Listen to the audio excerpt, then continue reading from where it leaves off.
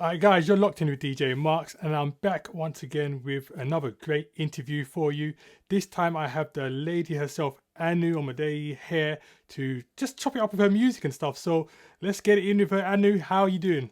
Oh, well, thank you. Thank you so much for having me. I really appreciate it. You know Believe you what? me, I don't take it for granted, I'm telling you. I'm just glad to have you here, man. It's just, you got some music coming out for. We had to get her in there to just talk about the music. So it's good to have you here, man. Thank you. But in preparation for the interview, I'm thinking to myself, how do I actually introduce Anu? Because you've got so many different hats that you wear.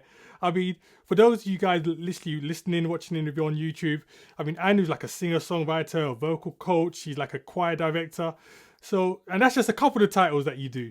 So, I suppose really to get things kicked off, my first question is definitely going to have to be, how do you juggle all these positions while also being like a singer-songwriter in your own right?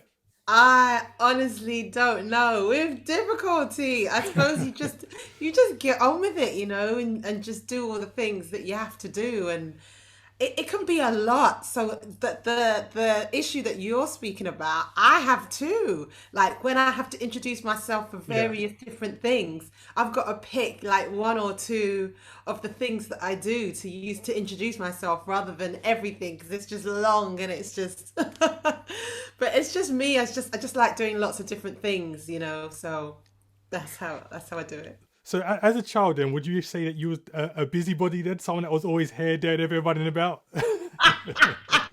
Well, the word busybody has a bit of a negative Oh yeah, connotation I to couldn't think of it. it. It's the first thing that came to my head, so that's what I went with. so, so I will probably say no, but those Okay. around me when I was young they may have a different opinion. But you know what? I've always liked doing different things. Yeah. But I've always liked it when no day is the same. And even in the career I had before this, which was a legal one of the reasons why I really enjoyed it was because no 2 days were the same. Yeah. So Yeah. you'd go from one court to another, or you meet different people. You weren't just in the same place all the time. And I feel like that has really just fed into my life. And in terms of all the music that I do now, I never really just want to do one or two things. There are lots of different things that I enjoy doing. Well, you know what? In terms of your music and all that you've been doing, did you start off? I know you do the whole choir thing, but when you did your very first set of like singing, say, you know what, I want to get into music. Did you start off in a group, or were you like a solo artist to start off with, and then it just kind of went more to groups? How did it work? Do you know, I actually started off in the choirs. Okay. And for a long time, I don't mind telling you, I didn't really want to put out stuff on my own. I feel like I'm a reluctant singer-songwriter. Like I'm a happy songwriter. Yeah. Yeah. So, but to sort of get behind it and do it yourself is still kind of a new thing for me. I'm still just wrapping my head around that because I really started off in choirs, Yeah. Yeah. in my church choir and just in my family church choir, just running that, all the way through. And that was the Reapers Choir, which blew and blossomed, and then was called to do lots of different choirs, which I've really enjoyed. But I've always just loved music and loved singing and loved writing. So I was really happy to take that on in any guise that it came in. But it's kind of steered me in different directions as we've discussed. But I couldn't ignore, doing it on my own as well. Yeah. Yeah.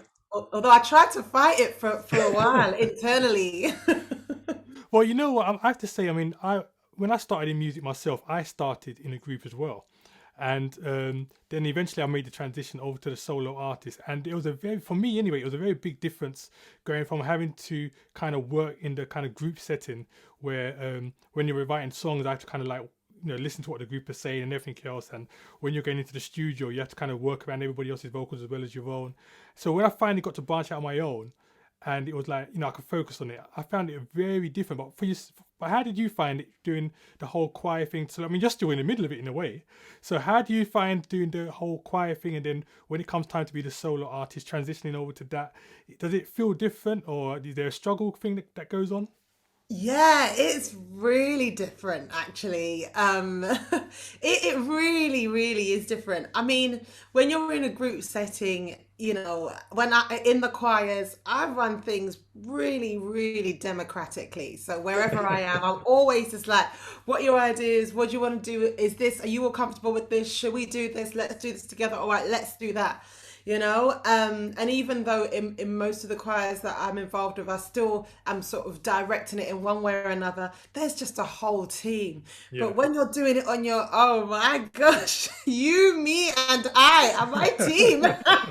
Me, myself, and I Yeah. rather are my team. You know, and it's just like it feels so different. I mean, in some ways, there is that benefit that you were talking about in terms of just being able to be really focused, really go Yeah. for Yeah. it. There isn't that kind of delicate balance that you always have to engage in when you're working with a number of people. We've just always got to be very, very sensitive to each other's needs Yeah. and Yeah. desires and abilities and wants. You know, that's always been kind of a thing in the other groups and choirs that I've been involved with, perfectly naturally, you know, absolutely no shade. It's just one of those things. Yeah. But when you're on your own, you can decide I'm going full steam or I'm going to hold back this time, and you don't have to kind of get that consensus that you'd have to do when you're working in a team. So I suppose that is a positive aspect of it, but it does feel quite different.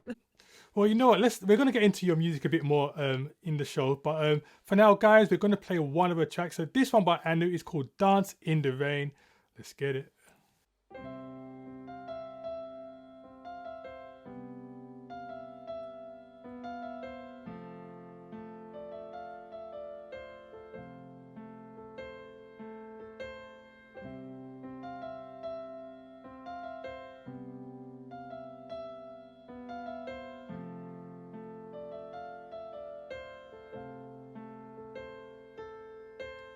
When the rain falls, when the clouds form, it's time for a new thing.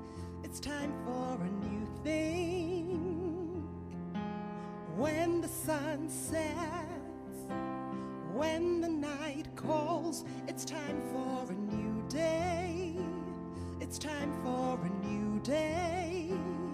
What has died must come to life.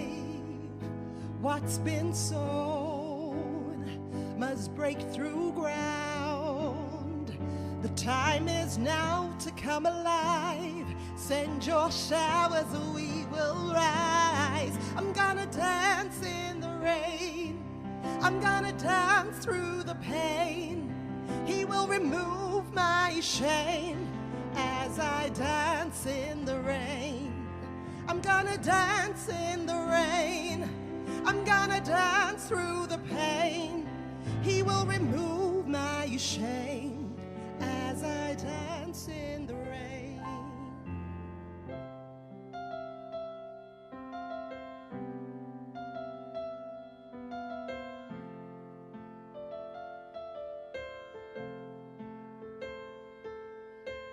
Pressure comes through, fire burns blue. It's time for a new thing. It's time for a new thing. Ooh, he's making pure gold. We're coming through bold. It's time for a new day. It's time for a new way. What has died must come to life. What's been sown must break through ground. The time is now to come alive. Send your showers, we will rise. I'm gonna dance in the rain. I'm gonna dance through the pain. He will remove my shame as I dance in the rain. I'm gonna dance in the rain. I'm gonna dance through the pain. He will remove my shame as I dance in the rain. The time is now to come come alive. Send your showers, we will rise. The time is now to come alive. Send your showers, we will rise. The time is now to come alive. Send your showers, dance in the rain, through the pain. He will remove my shame as I dance in the rain,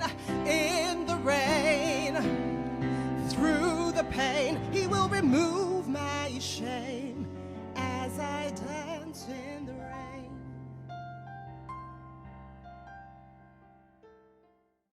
Okay, so Anna, we just had Dance in the Rain, which is taken from your Tell Us the Worship Must Go On EP. That's it. Yeah, so tell us about that particular project, the EP. What was the vision behind it and that particular song as well, Dance in the Rain?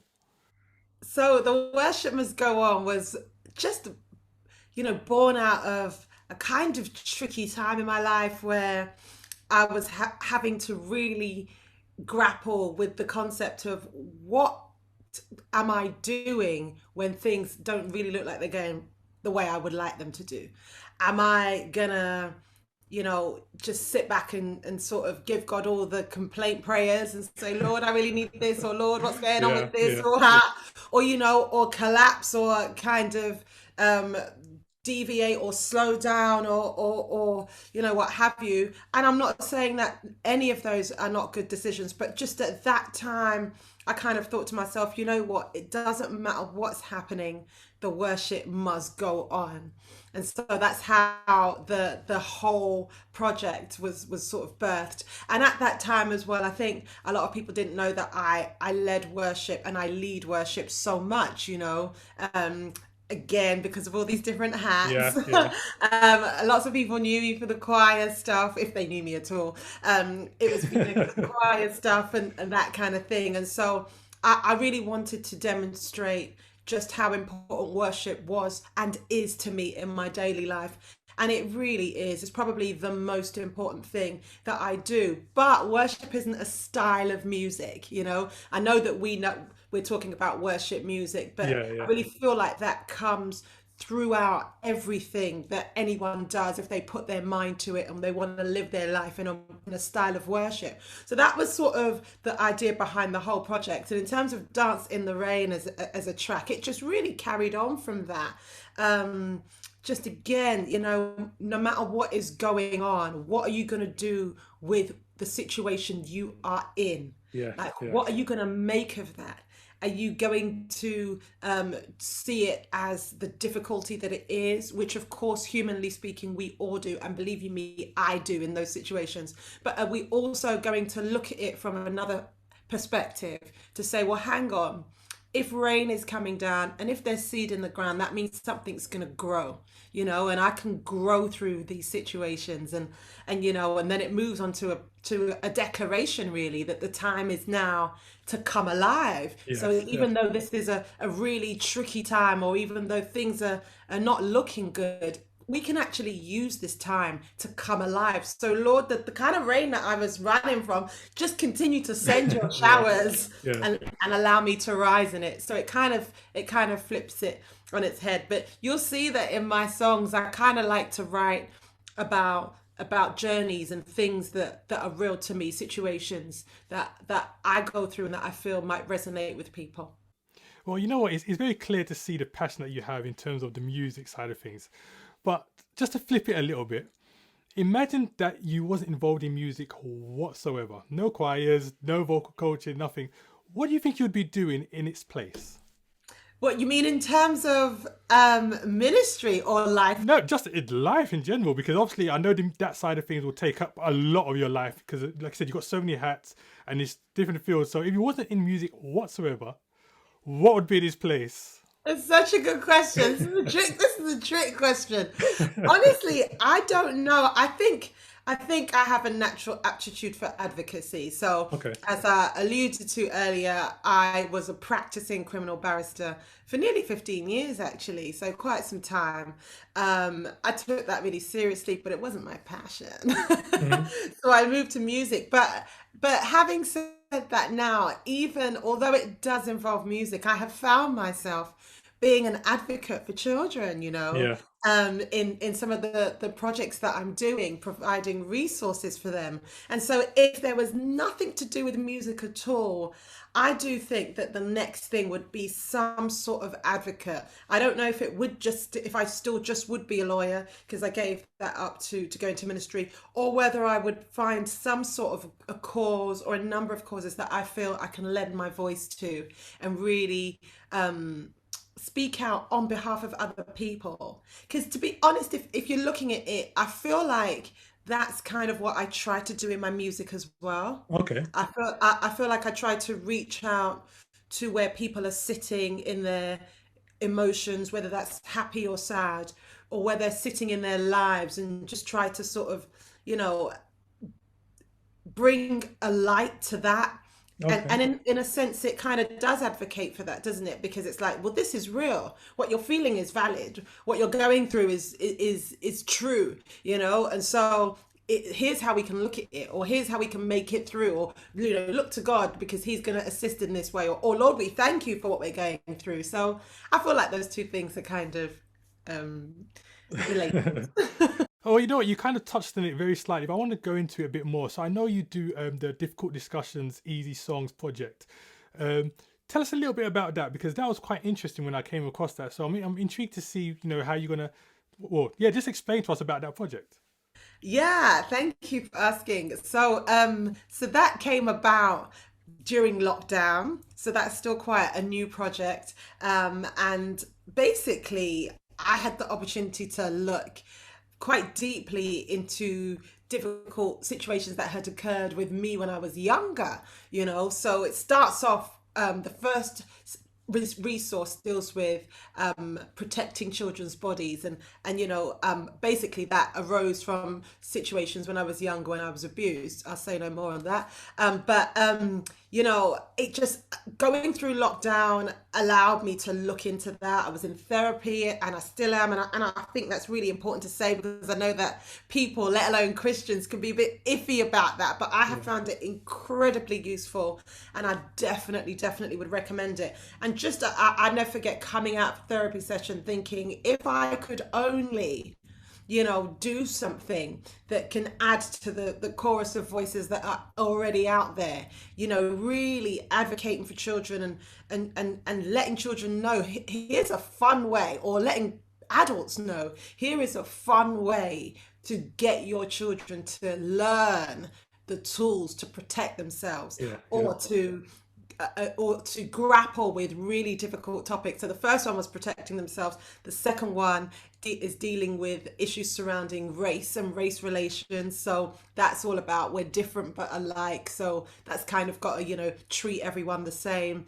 Doesn't matter which country you're from, that kind of thing, or how you appear, because children are going through all of this. I had the chance to really look back into my life, and I'm still working through a lot of those things. And so I'm thinking, well, if I can help one person avoid that, yeah, then I'm yeah. going to try and do that. So basically, each resource comes with is based around a song, a fun kids pop song, and basically I pre-pandemic would see on average about 500 kids a week, sometimes up to 1,000 kids a week, just working with them, teaching, etc. Yeah, Music and that's a singing. lot. Wow.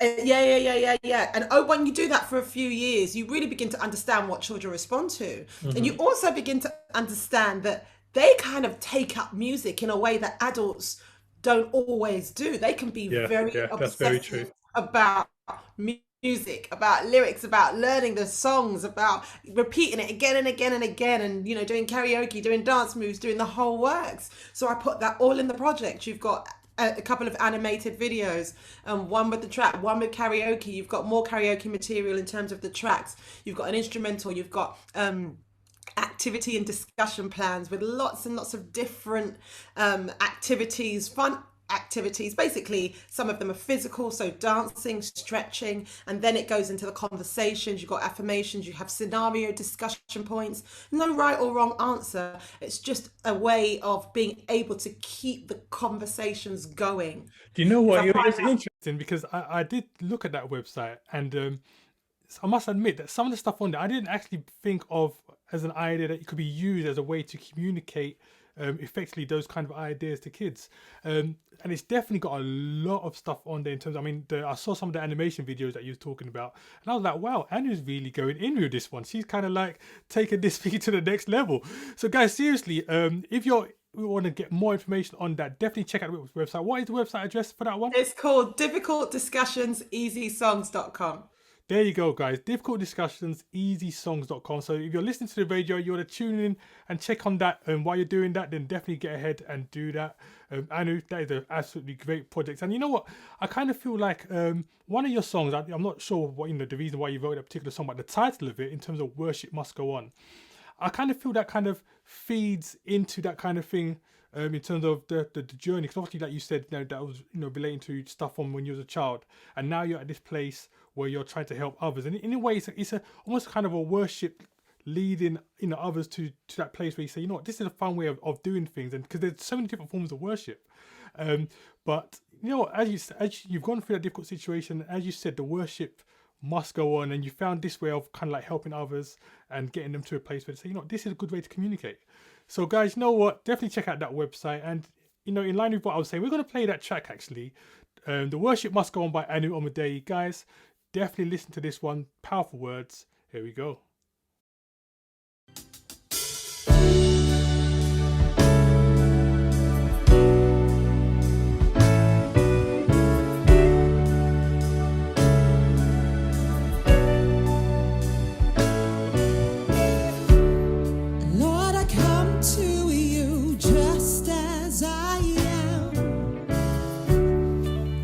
It's time that I take a stand. You know just how I feel inside. But now I put my emotions aside. I make a choice that come what may. Nothing will take my praise away. I surrender. The worship must go on. The worship must go on. I surrender. The worship must go on. The worship must go on. Broken-hearted or in despair, full of joy, love, or happiness. Every season may come at a price. Still, I will give you my true sacrifice.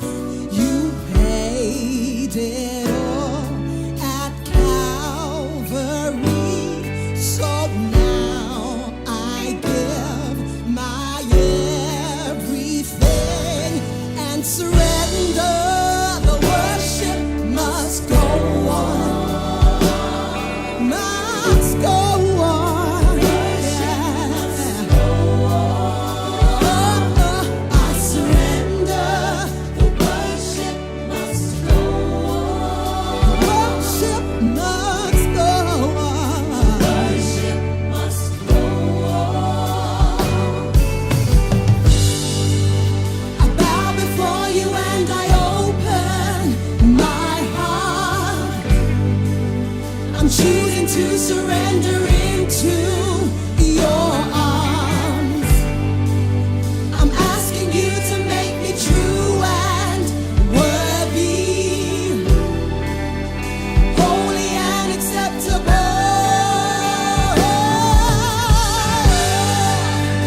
I just want to be much closer to you, yeah. I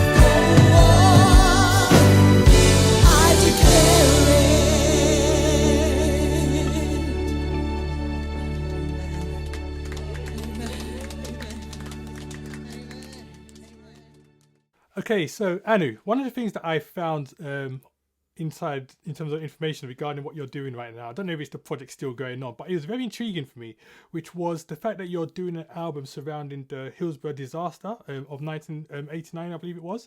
So how did you get involved with that particular project? Because I know in terms of the whole football thing, that's a massive issue that comes up year after year after year. So how did you get involved in that particular project, and what can you tell us about it? Yeah, so Liverpool Lighthouse, which is a church that I have connections to, in fairness, in Liverpool. They're right by the Liverpool Anfield Stadium. And obviously, the whole Hillsborough disaster was connected to that area. And so, they have had every single year their local choirs and singing groups have been at Anfield doing the Hillsborough Memorial services every single year in April. And so they just asked me to come on board and to produce the final official commemoration service. Wow. By doing an album for it, which is my great pleasure. So yeah, I've been quietly working on that for the last sort of 7 to 8 months. So what we did was we auditioned choir members from the community, so people that wanted to be involved. We really opened it up, and we had a great number of auditionees, and we selected a really cool bunch of people. And so week by week by week, I've been training them vocally. We've been putting together the songs, we've been arranging them, and we're still working on it. Had it not been for lockdown at the beginning of this year, we would have actually recorded it and finished it by now. But we're still in the process of recording, because obviously we can't get 30, 40 people into a studio to record at the moment. So the minute we can do that, we will have completed it, and we'll be celebrating alongside everybody else the final commemoration. Because of course, now that the inquests have been completed and the families are now feeling that justice has been done in that sense, they're wanting to wrap it up. So this is the official this is an official project that I'm on with the blessing and direction, right up to the top of the chair of the Hillsborough disaster project or programs. Well, it's actually a really good project. I'm always going to back it because I'm a Liverpool fan anyway. So anything to do with Liverpool, I'm always going to support it, just regardless. So, guys, definitely. I mean, when that comes out, April, did you say? Okay, so it was scheduled for April, but COVID has put paid to that. So we'll be announcing shortly when that will come out, because that will all depend on the roadmap to back to normal, or back to be able to record. Can I tell you an interesting story? In some of the auditions, we had some really cool applicants who were Everton supporters, and some of them pulled out because they just felt that they couldn't do it because they were Everton supporters. Oh wow, that's crazy. That's great. I mean, I thought to myself, that is commitment. Yeah, that's what we call real hardcore fans, man. Hardcore fans. Yeah. I mean, we had about 3 or 4 people that said, "Oh, we want to be involved in the project so badly, but we just don't feel we can do it because we're Everton supporters." And I was like, "That's crazy." This is. There are lots of people in the choir that don't relate to any team, but just to let you know how seriously some people have taken it. So. Wow. Okay. Well, you know what? We do like playing games here anyway, and I'm not sure if you're aware, but anyone that comes on the show, I always have to play some kind of game with them. So this week is your turn. Yay! So basically, what's going to happen is I'm going to show you 4 or 5 different objects, and you have to tell me something they can be used for other than what they were originally made for. Oh my God. So, for example, if I say toothbrush, you might say something like scrub the side of a sink. Okay. You get me? Yeah? Yeah. Okay, so here we go. The first one is chewing gum. Like blue tack. Okay. Which is a bit disgusting. I can't think of anything anything else?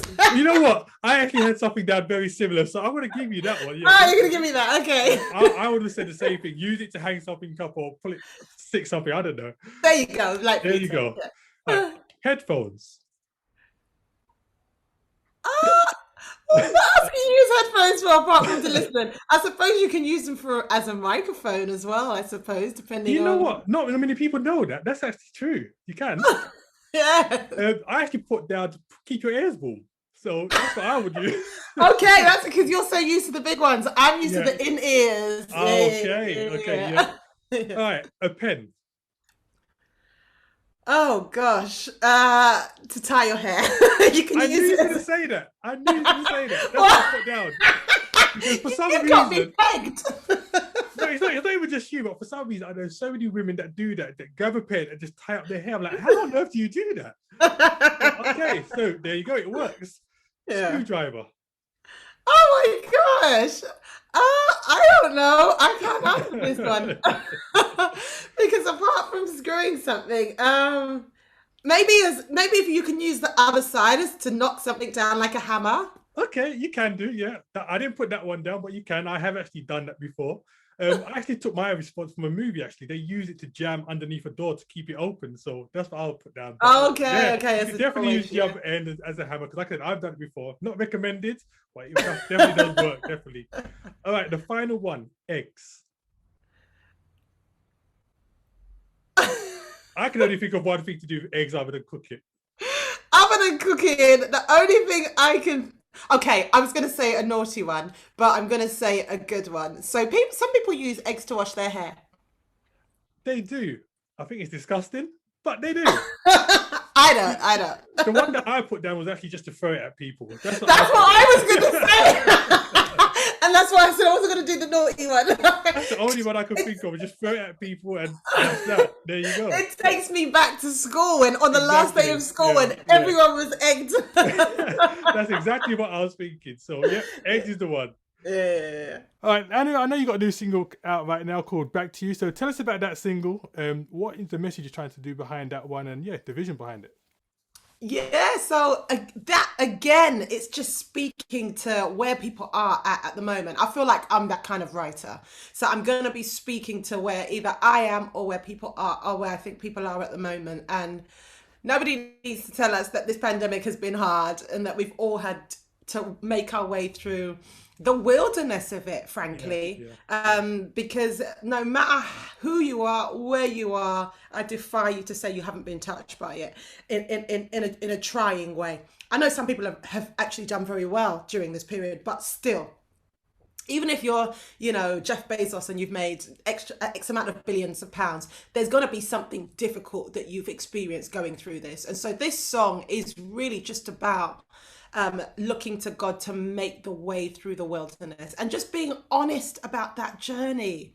I actually started to write it literally when I was at the piano listening to an interview between the Kingdom Choir and Kurt Franklin. And Kurt Franklin was talking about how sometimes as songwriters, Christian songwriters, we always speak from a place of victory. We always speak from a place of we've made it and thank you, God. But actually, it's just nice to be able to say, I'm struggling. Like, this is really difficult. And the opening line of Back to You is, how do we endure the trauma? Walking through the fire, trying not to burn in flames. Just be honest that this is hard. And how are we going to get through this, Lord? Because I feel like God can take those big questions, and during this period of time, the last year, I have really been a real advocate of that ask God the difficult questions, like speak honestly, because he can take that. And that's what this song does. It just says, make a way through the wilderness, let the rivers sweep the desert, which, Bible scholars will know is taken from Isaiah 43. She showed off her skills now here, guys. Well, I love a bit of scripture. But you know what? It's so true what you said, is that I feel that as artists, you definitely need to have that element of being really real, so you can be relatable to people in terms of the situation they're going through, the struggles that they're facing. So it's really good that you've produced this song to say, guys, you know what? It's real. You know what I'm saying? We do go through this, but we can turn to God and he's got the answers that we need for that. So yeah, I'm definitely an advocate for that in terms of, you know, just coming and relating to people and saying, guys, this is what's going on. I'm here with you, you know, and going forward with it. So Anna, before we get to playing that track, tell us, what does the rest of this year look like for you? Oh, just more of the same. So let's start with the resources. So I've actually been commissioned by well, I'm speaking with a number of organizations, but certainly one fairly big one has commissioned me to make more resources for children, but with a biblical aspect as well. So actually that's like within the Church of England. So that's really cool. So I just need to get around to start doing that. More tracks. So I'm doing another EP. So this is the first single from it. So you can expect more tracks coming out later on in the year, and just more of the same, more worship. You know, in the grand scheme of things, I truly believe that all those things are worship. You know, whether I'm creating resources for children, and thank you so much for putting it the way that you did earlier, because I really appreciated that. Thank you. So for whether it's resources for children, or whether it's doing music, or whether it's leading worship at my church, or, you know, or doing all these different interviews and conversations and that kind of thing, all of it, you can expect more of that.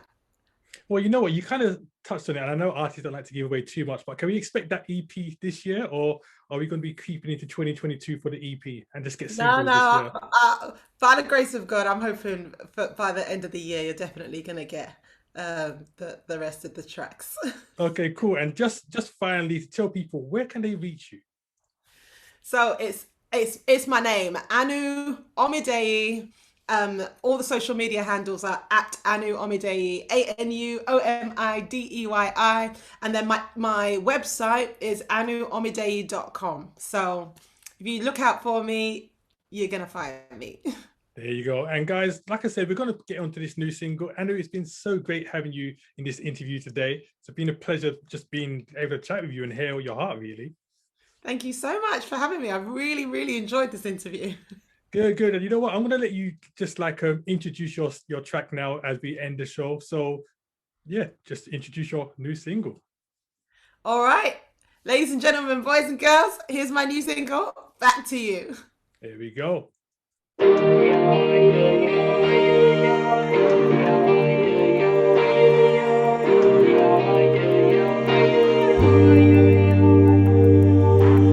do we endure the trauma, walking through the fire, trying not to burn in flames? Or when we're drowning in the river, falling through the water, searching for your hand to save, we call on you to see us through, unconsumed without a wound. Make a way in the wilderness.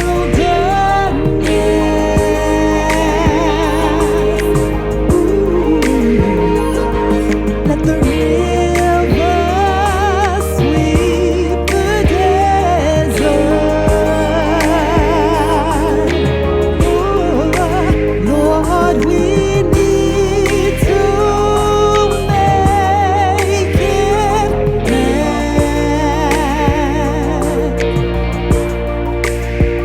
back to you.